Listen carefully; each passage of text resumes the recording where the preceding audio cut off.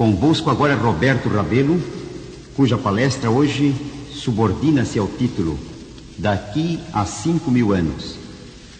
Em 1964, a companhia Westinghouse depositou no sítio da Feira Mundial em Nova York uma cápsula metálica contendo coisas típicas da civilização atual. Entre os objetos escolhidos como representativos do tempo presente figura um exemplar das Escrituras Sagradas, um atlas mundial em microfilme, um pedaço de material de isolação do calor de uma nave espacial, alimento desidratado, um maiô biquíni, uma gravação dos Beatles e escritos em microfilme totalizando 20 milhões de palavras. A cápsula, que jaz sob uma lousa de granito, identificadora do local, foi enterrada a poucos metros de onde se encontra a sua predecessora, guardada 25 anos antes. Uma inscrição ordena a quem encontrar essa cápsula que a deixe intacta até transcorrerem aproximadamente 5.000 anos. Só no ano 6.939 poderá ela ser removida e aberta para que vejam os nossos descendentes, assim desejam os seus ideadores, o que foi o mundo na metade do século XX. Existirá a presente ordem de coisas daqui a 5.000 anos. As profecias bíblicas não nos dão base para crer que sim. Pelo contrário, elas revelam que o fim da história está próximo. O Salvador Jesus Cristo falou do fim e deu sinais do fim. Ao vermos esses sinais, deveríamos saber que o fim não está longe. Falando, por exemplo, do sinal da pregação mundial do Evangelho, Jesus disse: será pregado este Evangelho do Reino por todo o mundo, para testemunho a todas as nações, então virá o fim. São Mateus 24, 14. Todos os sinais do fim se cumprem hoje no mundo. Sinais na natureza, sinais no mundo político, sinais no mundo social, sinais no mundo religioso. O fim, pois, está próximo. Estamos às portas de transcendentais acontecimentos. O primeiro grande acontecimento a ocorrer no próximo futuro é a segunda vinda de Cristo em glória e majestade. Nosso Senhor prometeu voltar. Ele virá acompanhado dos anjos celestes. Jesus virá para buscar os seus filhos. A promessa dele ao retornar ao Pai foi: e quando eu for e vos preparar lugar, voltarei e vos receberei para mim mesmo, para que onde eu estou estejais vós também. São João 14, 3. Ao voltar Jesus, todos os justos serão removidos da terra. Os que morreram em Cristo ressuscitarão. Os que estiverem vivos serão transformados. Então a vasta multidão dos filhos de Deus de todos os tempos será arrebatada da terra e conduzida para estar com Cristo. O apóstolo diz: porque o mesmo Senhor descerá do céu com alarido e com voz de arcanjo e com a trombeta de Deus, e os que morreram em Cristo ressuscitarão primeiro. Depois nós, os que ficarmos vivos, seremos arrebatados juntamente com eles nas nuvens, a encontrar o Senhor nos ares, e assim estaremos sempre com o Senhor. 1 aos Tessalonicenses 4, 16 e 17. A estupenda manifestação de glória e poder que acompanhará a segunda vinda de Cristo trará súbito fim à presente ordem de coisas. Todos os ímpios serão mortos. O atual mundo humano terá o seu fim sobre a terra. Declara São Paulo: então será de fato revelado o iníquo, a quem o Senhor Jesus matará com o sopro de sua boca e o destruirá pela manifestação de sua vinda. 2 aos Tessalonicenses 2, versículo 8. O segundo grande acontecimento do próximo futuro será a redução da terra a um estado de desolação. Esse estado virá por não haver homens vivos na terra. Todos os justos terão sido levados para o céu, e todos os ímpios jazerão mortos. Além disto, a luta final dos povos, o Armagedon, as violentas convulsões da natureza que ocorrerão sob a sétima praga, alterarão a fisionomia do nosso planeta. O profeta Jeremias diz: olhei para a terra e ei-la sem forma e vazia, para os céus e não tinham luz. Olhei para os montes e eis que tremiam, e todos os outeiros estremeciam. Olhei e eis que não havia homem nenhum, e todas as aves dos céus haviam fugido. Olhei ainda e eis que a terra fértil era um deserto, e todas as suas cidades estavam derribadas diante do Senhor. Jeremias 4, 23 a 26. Esse estado caótico da terra perdurará por 1000 anos. Durante esse tempo, Satanás estará preso. preso no sentido de não ter ocupação, de não ter a quem tentar, pois todos os homens estarão fora do seu alcance.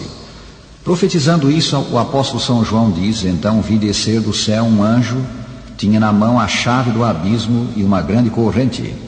Ele segurou o dragão, a antiga serpente que é o diabo, Satanás, e o prendeu por 1000 anos. Lançou-o no abismo, fechou-o e pôs selo sobre ele, para que não mais enganasse as nações até se completarem os 1000 anos. Apocalipse 20, versículos 1 a 3.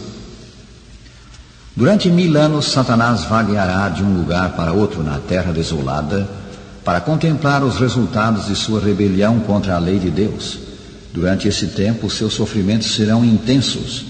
Desde a sua queda, a sua vida de incessante atividade baniu a reflexão.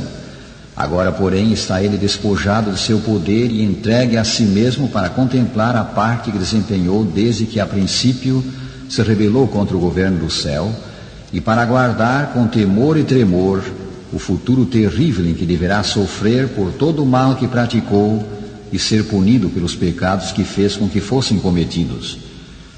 Durante os 1000 anos, ou milênio, os justos reinarão com Cristo no céu e terão parte no julgamento dos ímpios. Lemos: e viveram e reinaram com Cristo durante 1000 anos. Apocalipse 20, 4.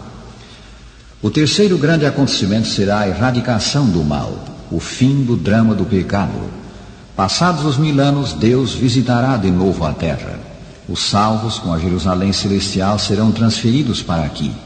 O apóstolo diz: vi a cidade santa, a nova Jerusalém, que descia do céu da parte de Deus. Então Deus chamará os ímpios à existência. Os restantes dos mortos, diz a Escritura, não reviveram até que se completassem os 1000 anos. Apocalipse 20, versículo 5. Esses outros mortos são os ímpios. Ao voltar Jesus para buscar seu povo, terá lugar a primeira ressurreição, na qual terão parte só os justos mortos. São João diz: bem-aventurado e santo é aquele que tem parte na primeira ressurreição. Apocalipse 20, versículo 6. A segunda ressurreição, que virá no fim do milênio, será a ressurreição dos ímpios. Ao ressuscitarem os ímpios, Satanás os moverá à ação contra os salvos. Lemos: quando, porém, se completarem os 1000 anos, Satanás será solto da sua prisão e sairá a seduzir as nações que há nos 4 cantos da terra, Gog e Magog, a fim de reuni-los para a peleja. O número desses é como a areia do mar. Marcharam então pela superfície da terra e sitiaram o acampamento dos santos e a cidade querida. Apocalipse 20, versículos 7 a 9. Então virá o fim do mal, assim descrito pelas Escrituras. Desceu, porém, fogo do céu e os consumiu. Ao descer fogo do céu, a terra inteira será conflagrada. O apóstolo São João fala disso como o lago do fogo. São Pedro diz que os céus atmosféricos passarão com estrepitoso estrondo e os elementos se desfarão abrasados. 2 São Pedro 3, versículo 10. Nesse fogo de Deus perecerão Satanás, os seus anjos e todos quantos se apegaram ao pecado. O diabo, o sedutor deles, declara o apóstolo, foi lançado para dentro do lago do fogo e enxofre. E se alguém não foi achado inscrito no livro da vida, esse foi lançado para dentro do lago do fogo. Apocalipse 20, 10 e 15. Haverá sofrimento para o pecador, tanto maior quanto mais graves forem os seus pecados. Evidentemente, Satanás sofrerá mais que todos. Ele é o autor e o instigador do pecado. Mas todos por fim serão aniquilados. O salário do pecado é a morte. O lago de fogo, reduzindo os ímpios a cinzas, é chamado a segunda morte. Apocalipse 20, versículo 14. O quarto grande acontecimento será a implantação do reino de Deus na terra. O mesmo fogo que destruirá o ímpio purificará a terra. Então Deus renovará o nosso planeta, dando-lhe condições ideais para a existência do homem, como fez no princípio. O apóstolo São Pedro profetizou isto. Nós, escreveu ele, segundo a sua promessa, esperamos nova terra. 2 São Pedro 3, 13. E São João, em visão de Deus, contemplou essa nova terra. Escreveu ele: vi novo céu e nova terra, pois o primeiro céu e a primeira terra passaram e o mar já não existe. Apocalipse 21, versículo 1. Nessa terra renovada viverão os salvos na eternidade. Aí os vai Deus cumular de bênçãos. Todos os males do presente desaparecerão. Lá não mais haverá guerras, nem violência, nem injustiças. Lá não mais haverá sofrimento. E Deus lhes enxugará dos olhos toda a lágrima. E a morte já não existirá, já não haverá luto, nem pranto, nem dor, porque as primeiras coisas passaram. Apocalipse 21, versículo 4. Na nova terra haverá segurança, haverá descanso para o povo de Deus. O meu povo habitará em moradas de paz, em moradas bem seguras, em lugares quietos e tranquilos. Isaías 32, 18. Tais são, meus amigos, os portentosos eventos para os quais caminhamos. No grande programa de Deus, a noite do pecado está prestes a findar. Não haverá mais 5.000 anos de guerras, de morte e de dor.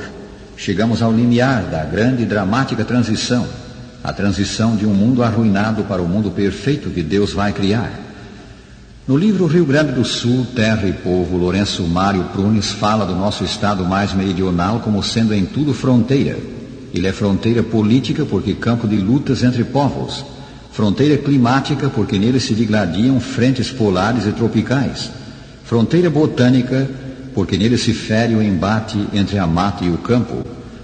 Qual o estado sulino, tal é o tempo em que vivemos, fronteira entre duas eras, a escura era do pecado e o eterno reino celestial. Daqui a 5.000 anos a terra estará renovada e seus habitantes serão os remidos de Deus. A nós, homens do tempo do fim, tem especial aplicação a pergunta de São Pedro: havendo, pois, de perecer todas essas coisas, que pessoas vos convém ser? Segundo São Pedro 3, 11. Noutras palavras, se o mundo presente vai logo passar com seus prazeres e brilho, porque é um mundo em rebelião contra Deus, arruinado, se marchamos para um novo mundo em que habita a justiça, com qual dos dois mundos nos identificaremos? Poremos por obra as normas deste ou as do que está para vir? Conceda o Senhor que amemos o reino futuro a nós prometido e para ele nos preparemos crendo no Salvador Jesus Cristo. Sim, crendo nele e por sua graça vivendo de modo que nossa vida agrade ao Senhor e o exalte.